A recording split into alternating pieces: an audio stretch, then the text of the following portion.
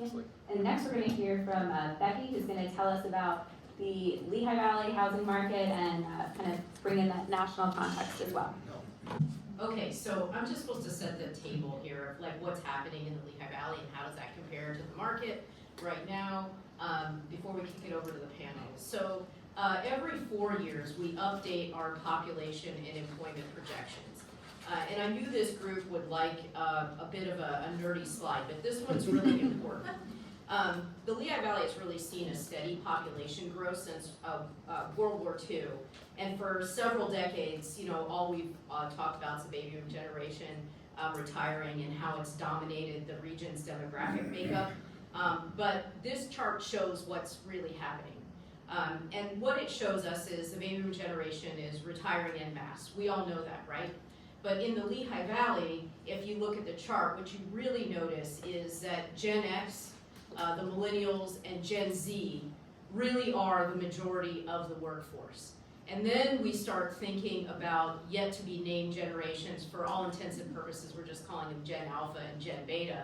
And you really start to see that in the next 20 to 25 years, we're gonna see significant change in the population. That means that we're gonna want different things than we need today. So we need to start talking about what we need today, but also what we need tomorrow. Think about this.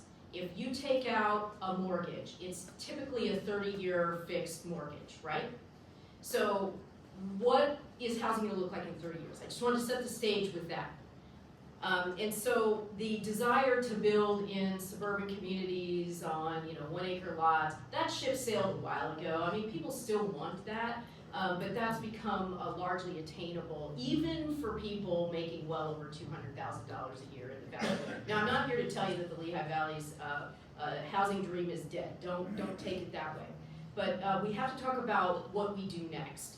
So consistent and sustainable growth is really added. An average of more than 4,000 new residents a year to the Lehigh Valley for the last 7 decades. That's the big story. And that trend is going to continue.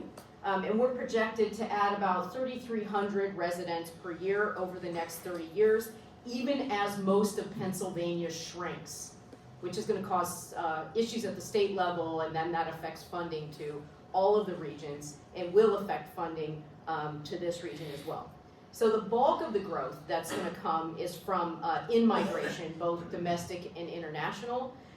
As municipal, business, government planning leaders are really forced to make innovative choices about how to support jobs and economic growth is what we can expect. I think from this slide, what you can really focus in on is the fact that 14.4% population growth by 2050. That's equivalent to adding another city of Bethlehem and another city of Easton. Where are those folks going to live, especially if we have a housing shortage today? I think too that this is a unique time in world history and a good one. But when you talk about equity, it's not without challenge to have those discussions. But really, this is the simplest way to express the fact that racial and ethnic diversity in the Lehigh Valley has seen a tremendous shift and is going to continue to. And so by 2050, there will be no one racial or ethnic demographic that's going to represent more than 50% of the region's population. So we have new cultural and ethnic needs that are going to come along with that. And that's going to change demand in terms of housing, expectations, and other things. So our job is really racial equity. It's a moral obligation, it's an ethical obligation, it's a lot of things that we need to work towards. But when we achieve that, that means that no race can be used to predict a life outcome. And what this slide shows us today, that a person of color in the Lehigh Valley today is 3 times less likely to graduate from high school, half as likely to own their own home, and more than twice as likely to live in poverty. So your race or ethnic identity right now could potentially determine your outcome. And that affects your ability to have safe, accessible, affordable housing. And so we need to work towards the ultimate goal of racial equity. And so that has to be part of the conversation right now. And this is a time when I believe we can really work on some of those issues. But we're going to need to work on those issues for many, many decades to come. But our younger generation expects it, and they demand it out of us, and they want to have that conversation now. So, and they want to make that difference now. We need to capitalize on that opportunity to make things better for everyone. So everyone talks about quality of life. Our growing economy, Lehigh Valley's economy is bigger than the state of Alaska. It's bigger than Wyoming, though that one wasn't hard, but you get the idea.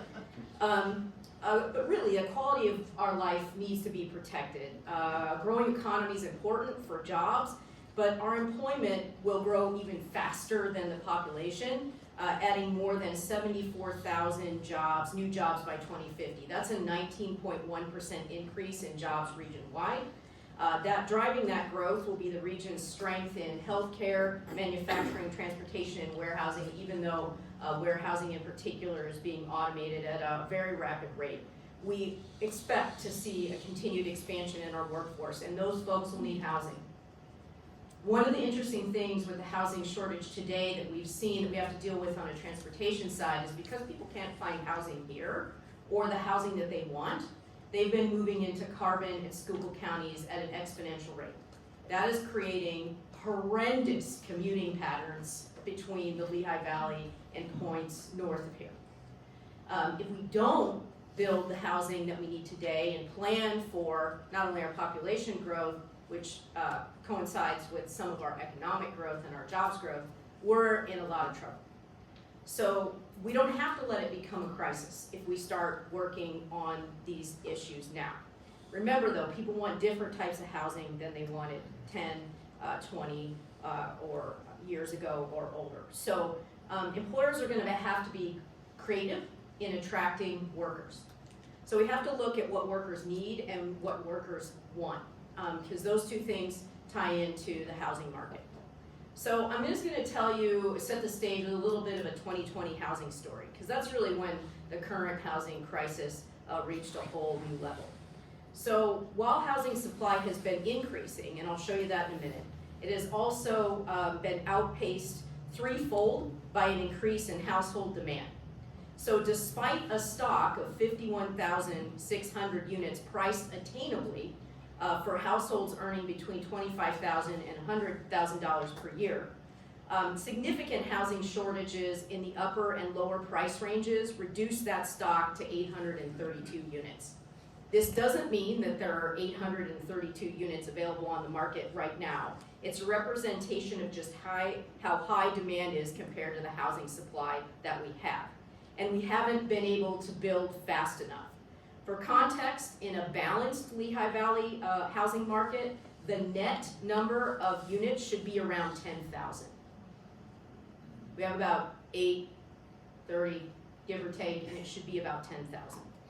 Even with residential developers proposing housing at the highest rates that we've seen in years, it's an alarming indicator of just how short our region is on housing, contributing to housing prices. One thing I think I want to point out in this slide is notice the squeeze in the house. So if you have a shortage at the higher income range, which we do, a substantial shortage of over 34,000 units, that forces people to buy down. So then they buy down into the middle market. And then the people in the middle market buy down into the more affordable market. And that's the area where people don't have any ability to make choices, by and large. Or they definitely don't have the ability to make choices at the same rate as people in other income categories. So we have to focus on the entire housing market, not just one piece of it. We cannot unravel it without unraveling the entire knot. And that's critically important to understand. So we all carry a bucket of water in that. So what is that going to look like? So both housing sales and rental markets have an impact on whether housing is attainable in the Lehigh Valley. And cost burden is an attainability measure determined based on 30% of a household's income.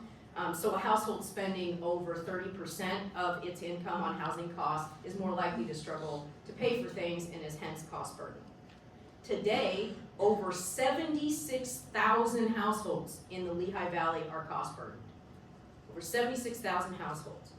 When you consider the average household size in Lehigh Valley is 2.5 people, a quick calculation based on the average tells you that 192,000 people are affected by financially constrained housing costs today. So when considering the evolving housing market, we found that there has to be a greater and greater impact on housing attainability for the region's renters compared to homeowners. And in 2010, 57% of homeowners were cost burdened. That was right after the housing downturn. So that was a high cost burdening rate at that point.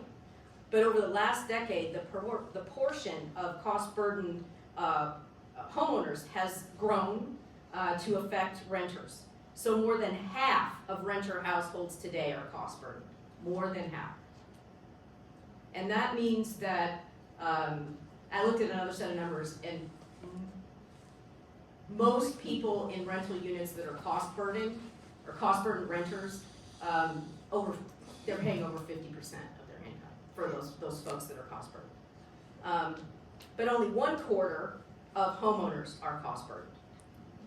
And you can go into data. We have interactive maps on our website on Data LV page at lvpc.org, and I encourage you to do that because we keep that housing data up to date and issue new stuff all the time. We'll get some stuff out towards the end of this year after the census releases some new data sets. So what's been built, or what's proposed to be built, is really the better way to say it.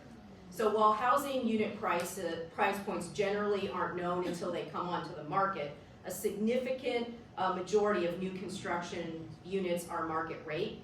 And with this consideration, if the proposed new units of the past 3 years are constructed, that's 17,311 total. These will contribute to approximately half of the current deficit for upper and middle income households. So note that the analysis of a housing shortage is static in time and doesn't factor in those real-time population growth, but that you get the idea that developers are proposing new housing. It takes between 2 and 5 years to get that built, but if you have a significant housing shortage today, you see the crunch. And again, we're also seeing a mismatch between what's being built and what people can afford. So I'm gonna switch to the market, because the market is rapidly changing. What we talked about in terms of housing shortages just 6 months ago is dramatically different than what is actually happening now. So I'm going to show you some headlines because this is important.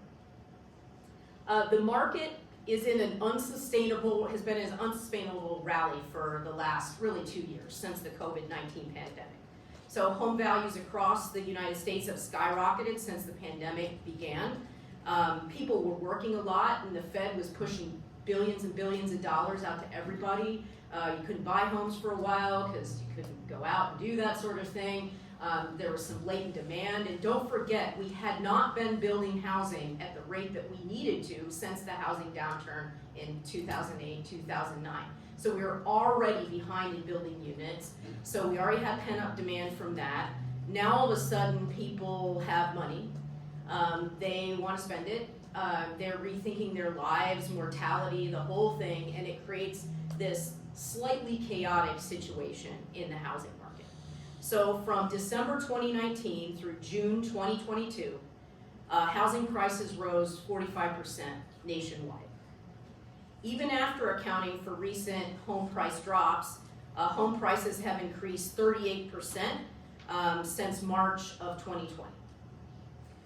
This level of growth is unprecedented and obviously, according to Forbes, unsustainable, and I agree. At some point, it had to slow down, and it has started to slow down.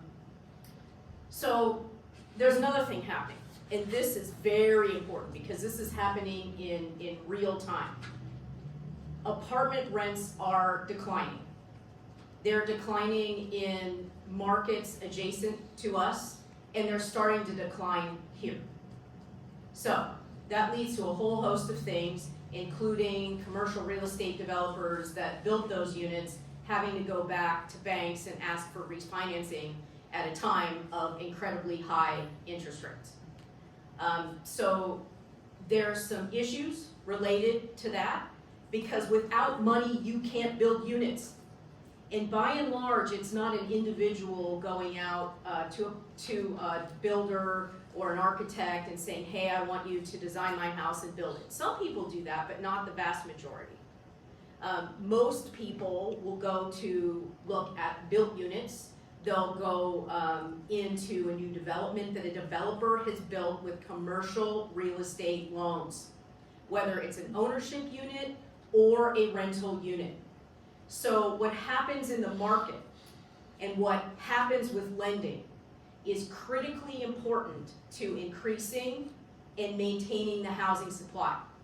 So just 2 days ago, if you're watching the market, the Wanamaker building in downtown Philadelphia went into receivership. That was a rental unit, a rental building. We know that banks are likely to keep retreating from lending, and a lot of that has to do with the fact that the market is in some sort of a squishy situation, but we've seen things like the failure of Silicon Valley Bank and Signature Bank just 6 months ago. Those weren't because of housing-related issues, but banks overall are tightening in their lending. Now, yesterday we got a breath for probably the next 30 days, maybe 60 days, but the Feds decided to hold the interest rate yesterday. So Federal Reserve officials did that, but rates are still at a 22-year high, and that revealed the divide over whether they should raise them once more this year, but you can expect that to happen. Now, I did look up what the 30-year fixed mortgage rates were nationwide, the averages between 1972 and 2022, and you can see that even though we're in a 22-year high for mortgage interest rates, we still are in a period where it's lower than it was in the 70s, where people were paying, on average 7.15 to 17%. So for a very long time, interest rates were held at an artificial low, which made money cheaper for everyone. One of the reasons why we haven't seen a lot of turnover in home ownership units is because A, you don't have anything to buy, and B, if you do have something to buy, you're going probably from a 3% to a 4% mortgage up to a 7.5% national average today. And I pulled these numbers for today. And that's on a 30-year fix. So you see we have all these tremendous challenges in the market. We have tremendous growth in the region. And that's people don't want the same things that they wanted 10, 15, 20 years ago. That's the product that we have today, and outside of what's happening in some of the multifamily products in the cities, which by the way is the market that is the most tenuous, the market rate apartments, multifamily in cities. I won't go down the rabbit hole on that. We can talk about that offline if you want to. But the Wanamaker's building is a good example of where the squishiness in that segment of the market. But we're heavily invested in that in all three of our cities, and even in some of our suburban communities. But that's why we've been continuing to work with the Federal Reserve Bank of Philadelphia. You mentioned that we started working with them in 2020 and with the city of Bethlehem under former Mayor Donchez to really understand what our housing vulnerability was. We went back to the Federal Reserve into last year and said, hey, the market's changing here, our demand profile's changing, our population is changing. We'd really like to work with you to understand what that means, since we had such a great relationship during the pandemic and looking at housing vulnerability. They said, yes, we would love to do that. We're already working with the city of Easton and Bethlehem and Allentown on some affordable housing projects. We would like to work with you on unlocking all of the housing issues. We think that would be really interesting. And we've also been working with the Urban Land Institute to help facilitate that dialogue. And Lehigh County has agreed to fund a big portion of that initiative on behalf of the whole region. So one of the things that we decided to do in working with the Federal Reserve is they are about to release imminently, but they said that several months ago, new CRE requirements. So that's really lending standards for housing overall. They have not released those standards yet. So we're circling the airport and waiting to land, because that's critical in identifying where banks can put money to support the development of affordable and attainable housing. So we're just waiting on that to be released, and then we'll be working to put together a strategy through a series of workshops and events, hopefully with folks like yourselves, in 2024. Again, I can't quite say when until the new lending requirements are released, because they affect where and how you can lend, especially supporting affordable and attainable housing, but it's imminent. So we would become the first in the nation pilot for understanding where CRE standards can be applied to increase housing for everyone. So with that, Lindsay.